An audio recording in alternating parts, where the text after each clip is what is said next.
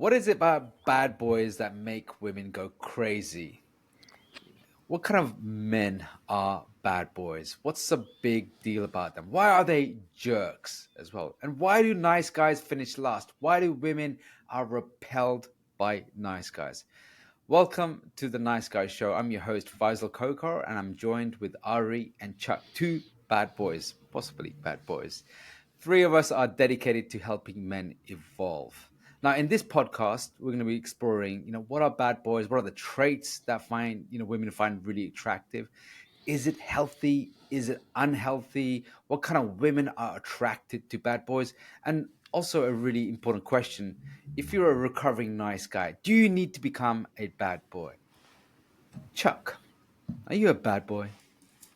Fuck yeah. I'm a bad boy. No. I am an integrated man. That's what I'm seeking out. Shed my nice guy behavior and become fully integrated, loving myself for who I am, having confidence in myself, learning to be assertive and taking care of business. Those are the kinds of things that I work on personally.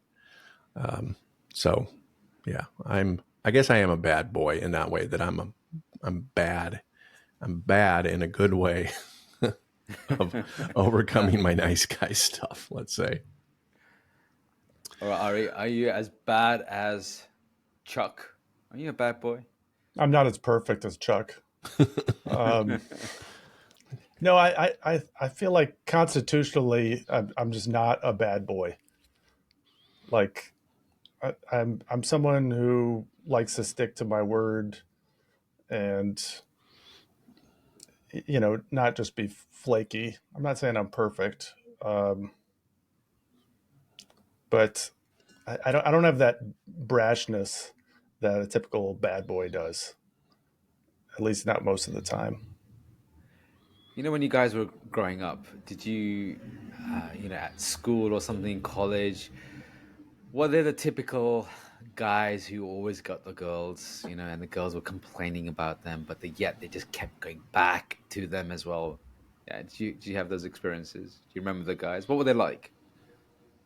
Yeah, they were the kind of alpha jocks typically that, didn't give a fuck about most things and just kind of like that, they were good looking. They had, kind of the better build. When I was in high school, I was like 6'2" and 130 pounds. I was just a rail. So I couldn't be a bad boy back then. But I think, yeah, a lot of the guys, that I think of, they were the jocks, or they were the guys that were more of the, a little bit like kind of like the leather jackets and had just kind of had a air about them, like don't fuck with me kind of feeling. And yeah, I was always jealous of those guys because A, the women seemed to flock around them, and B, they seemed to have some kind of confidence that I didn't have. Hmm. What about you, Ari? Did you have any bad boys in your school, or was it quite a tamed Jewish school? Absolutely. They wore flashier clothes. I think some of them were possibly involved in like criminal activity, like selling drugs or gang affiliated, um, or they were just dicks. They were bullyish, not necessarily the biggest bullies, but you know they they were assholes. They hazed the younger guys. So definitely some bad boys at my school. And did you have were the women surrounded, by them, and they had all the best girls, or the best looking girls?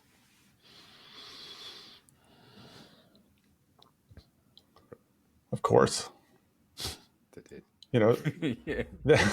they were the ones who got the cheerleaders. Although, to be honest, I dated a cheerleader, so um, even nice guys can date cheerleaders sometimes. Okay, so what did you do to get a cheerleader? Now I'm intrigued. It's like, what was? Did you have any bad boy traits or something? How did you get the cheerleader? Well, I was sort of a nerdy jock in high school. I was in all the honors and advanced placement classes. But I also, was on two sports teams. I started lifting weights, started talking to girls more. So I kind of came out of my shell in high school. Mm. So I had an appeal maybe to smart women who might be on the cheerleading squad. So, so what I'm getting is like, you started to, you were in sports, which is a typical attribute, like, when you picture a nice guy, a bad boy in, education or something, he's the guy who's doing all the sports stuff, getting the cheerleaders, has his leather jacket, as Chuck mentioned, and he's a rebel without a cause, as Carol Lieberman said. So, what is it about the bad boys? What traits do they have that nice guys don't? Ari, Bad boys just don't give a fuck. Can we say that on YouTube? I don't know. Maybe you can be a Chuck? bad boy. Just say it. Right. Bad boys don't ask permission to say Yeah, fuck. yeah. Um, Is that wrong? yeah. Yeah, Are we going to get in trouble for this? That yeah, is that's the nice guy approach to being a bad boy. No, bad boys they're unapologetic about what they want. They're unapologetic about their feelings. They're more comfortable with their aggression. They're not afraid to attract attention, which is something opposite of the nice guy. Um, and they're not afraid of people's emotions. They're not afraid of pissing people off. They're not afraid of women's emotions. It is that don't give a fuck mentality. yeah, So those are things we could actually practice. I think some of those things are part of being an integrated man. We don't necessarily have to do it in a mean spirited, brash way. yeah. What do you Chuck, think, Faisal? I agree with you. Some of the stuff that like for example, don't swear, be a good boy. Yeah, yeah. But it's true. It's the unapologetic part. One of the things that I was really thinking about. What is it that bad boys have? Is one of the things that I envy, and also what makes them highly attractive, is that they have freedom. They're really free. They're free from people's thoughts, ideas, judgments, criticism, and they're just free and liberated in what they want to do. They're not looking for constant permission. Should I be doing that? They take the risk, and they're like, okay, and they are willing to see the consequences, or face the consequences. If they want to say something, they'll say it, and then say, hey, that's really bad or terrible of that. They're like, okay, cool, that's the consequences. And it's that freedom people want. It's that liberated freedom that people want. It's like, okay, he's not, you know is he going to say the right thing, the wrong thing? They're not so consumed in their head about all that stuff. Is that they just go and do it.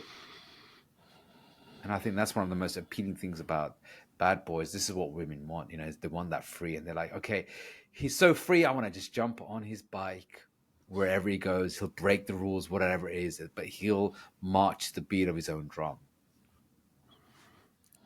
The more we talk about it, the more it seems like the integrated man and the bad boy are have some similarities. Like I they're I almost think agree. there two are sides some. of the same coin. Yeah. What about you, Chuck? Yeah, no, I agree. I think that the thing about it is that the bad boy, whether he has it or not, projects confidence, right? And he projects assertiveness.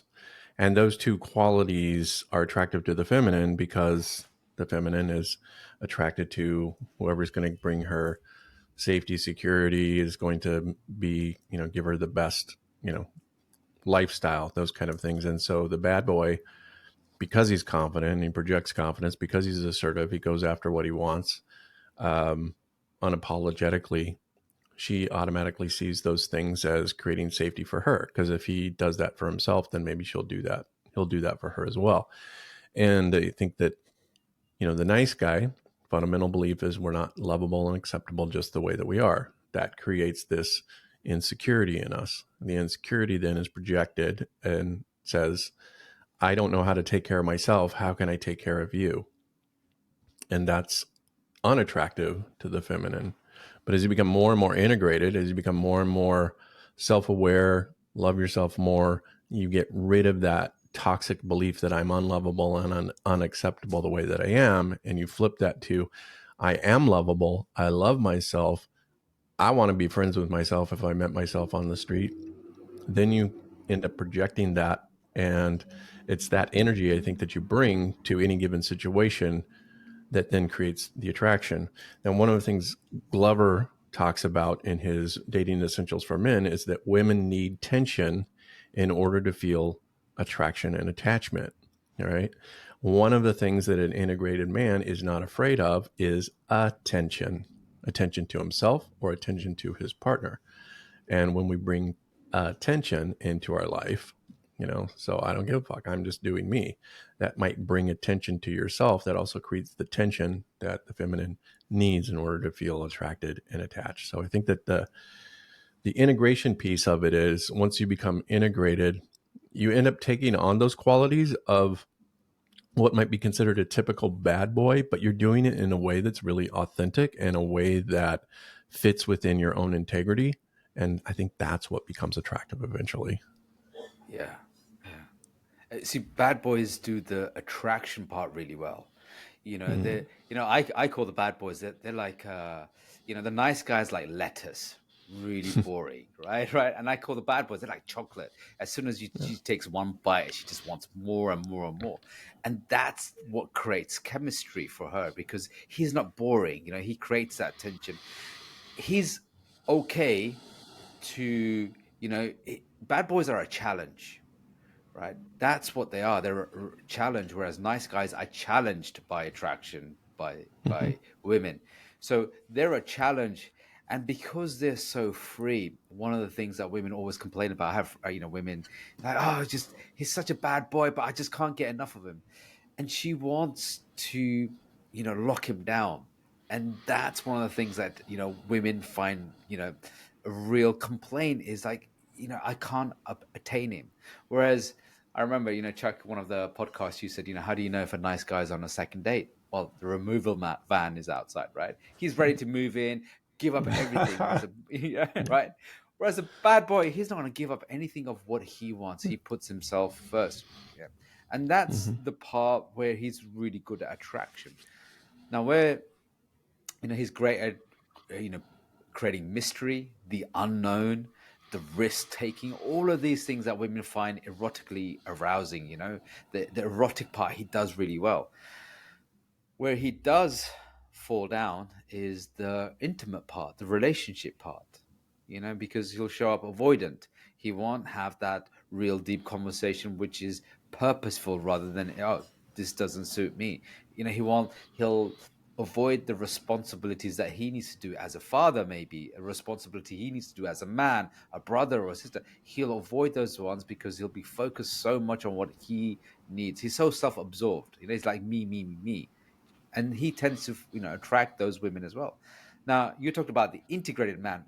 What is the integrated man? Because some of the guys probably never heard this term before. Ari, what is the integrated man? An integrated man fully embraces himself, his own wants and needs, his sexuality, all of his feelings, aggression, but he's also conscious. I think that's one of the things that you're getting at, Faisal. It's that he's conscious in terms of how he impacts other people. He's conscious of all his practices. He's conscious of the ingredients to creating a relationship. So I think that's one of the things to highlight is bad boys may not have a consciousness about themselves and the way that they deal with other people. I think, kind of to your point you were making, Faisal, like nice guys are lettuce and bad boys are chocolate. I think the integrated man is a ribeye, okay? Because chocolate isn't sustainable. You can't, if you eat chocolate every single day, that's not sustainable, you know?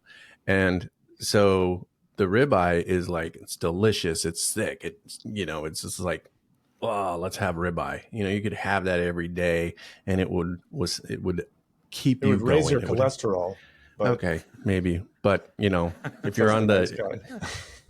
well, you know that's up for debate, Ari, in terms of you know the people who are carnivores. So we'll get into that to another show. But the point is that you know um, the bad boy doesn't know how to do a relationship, isn't sustainable, and what happens then is the woman gets addicted to the chocolate, you know, that rush, and you know then she feels like I've got to lock him down. I've got to keep my addiction going. And I think when you show up as an integrated man, what you end up doing is you attract healthier feminine into your life. You know, that you attract women who actually want to be in partnership, who want to work on themselves, you know, that they're showing up also as the ribeye. And I think that's the point of the whole thing, is to not change into be a jerk, but change into where you are steady and you know what you want. You're fully integrated. You're good with your sexuality. You're good with your, you know, your place in life, and you end up attracting women who are really great women, as Dr. Glover calls them. And I think that's the whole point of, you know, becoming integrated. Becoming a bad boy, you're going to attract women that are addicted to chocolate, and being a nice guy, you're going to attract, I guess, if we're keeping the metaphor going, unhealthy women who are anorexic, who you know who have their own wounds and stuff. So, Chuck, you sold me. I just want to yeah. sink my teeth into some chuck steak right now. some chuck steak. Hey, okay, so the chocolate's bad. How about dark chocolate? I mean, I'm sure you can have. It counts for as one of your 5 a day, right? If that's all So you had every day, though, you would you'd be like, diabetes. Two squares of chocolate. That's a nice guy trait. Yeah. Yeah, I'm sure you could. Well, you mentioned two things actually. Something that nice guys struggle with. Actually, one of the things was, you know, the bad boy. He's very comfortable with his sexuality.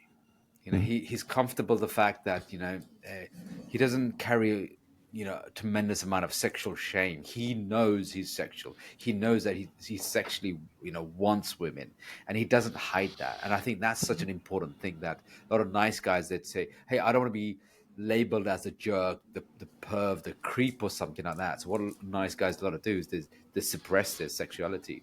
So that's an important point. Whereas bad boys, they're proud of that. They're proud of the fact is actually women desire me, I desire women, and I'm proud. It's a natural thing, and that's what I say one of the most attractive sub communications that bad boys do really well. Another thing that you guys mentioned, and I just want to quickly cover this before we wrap up, is what kind of women are attracted to bad boys?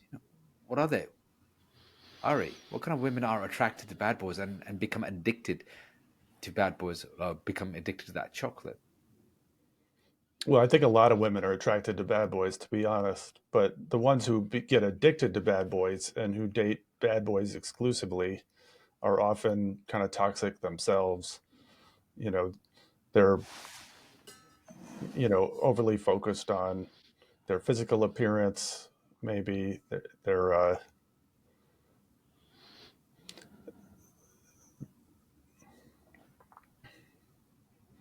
come back to me. I'm still thinking about this. Chuck, what kind of women are, what kind of women are that get addicted to bad boys? Well, Ari sort of mentioned this. Like, chocolate in itself isn't bad, right? Anything that by itself isn't bad necessarily. It's when you consume it over and over again, and then it starts causing problems in your life. So I think that, one of the things is we all have our wounds, and oftentimes women are wounded. They're wounded from, generally the masculine, their father, whether the father was absent or whether the father was abusive or whether the father was, gave them a lot of security, and they take that into their relationships. So my guess is that a lot of women who get the addicted to the bad boy thing, they're missing something in their life. And maybe they're missing either a strong masculine figure in their life, or maybe they're missing, or maybe they're used to, kind of an abusive type of situation. And so they seek that out. But it's not about, attraction isn't about good or bad. Attraction is about what's familiar. And if something is familiar to me, I'm going to be attracted to that. And unconsciously, we get attracted to people who are similar to our primary caregivers. And that's that's what we end up doing, is we're trying to unconsciously recreate that relationship so that we can resolve it, because the brain wants and needs resolution.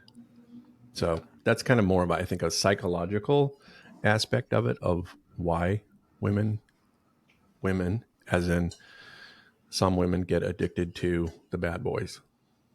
Yeah, I think that's well put. What I wanted to say is, to piggyback on that, is that a lot of women, I think, are attracted to bad boys, but the ones who get in relationships with bad boys usually have some kind of wounding, and their expectation for relationships is for a man to be more distant or even abusive, neglectful. So that's their organizing principle for their relationships. Yeah. So a healthy woman won't stick around with a bad boy. Right. Yeah. And then I just want to wrap that up as well. And, one of the things I see that, women who get addicted to bad boys are addicted to, drama. They love that drama. They love that, what I've noticed and observed in my own, experience as well, that women who are addicted to bad boys love the drama. They love the highs and lows. They need that constant, stimulation. And it's like abandonment, like they have a lot of abandonment issues as well. And as Susan Anderson in her book, Healing the Abandonment, she calls them their abandonaholics. And abandonaholics is that they get this massive high, like when they're with someone, they have this engulfment, and then they have this abandonment, engulfment. And they keep going through this cycle. And you will notice that, people with a lot of, abandonment issues, they get together, then they separate, they get together, they separate, they get together, they get separate. They just like that chemical high. They just need that danger, that feeling of feeling alive. And that's one of the things that a secure woman, she'll notice that.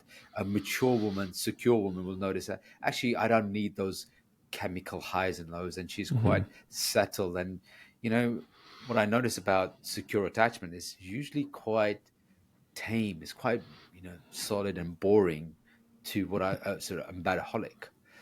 So real interesting traits about bad boys. And also, it's amazing that how we can take some of the qualities from maybe some of the nice guy qualities and some of the bad boys, and then filter them out, the great qualities, and then that's where the integrated man fits in really well. So what's beyond a nice guy and what's beyond a bad boy is the integrated man. He's a whole man of consciousness, exciting. He's chocolate and lettuce at the same time, right? It's a well-balanced meal. That's Yes, it's a He's got the salad, the ribeye, and the dessert. Exactly, the whole enchilada, as Dr. Glover would call it, right? Guys, thank you so much for being on the Nice Guy Show. I'm your host, Faisal, and I was joined with the whole enchilada, Ari and Chuck. If you're watching this on YouTube, please remember to like and subscribe and even comment. And if you want to reach out to us, go to theniceguyShow.com. We'll be here to support you. If you're listening on your favorite podcast, make sure you subscribe there as well.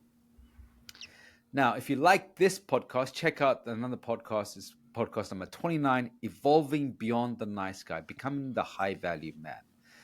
Thank you so much, and we'll see you on the next episode. You've been listening to The Nice Guy Show with certified Nice Guy recovery coaches Ari Graff, Chuck Chapman, and Faisal Kokar. Be sure to subscribe to this channel so you can listen to our latest episodes and visit us on www.theniceguyShow.com. If you have any topics you'd like to hear us discuss, send us an email at support@theniceguyshow.com. Thanks for listening.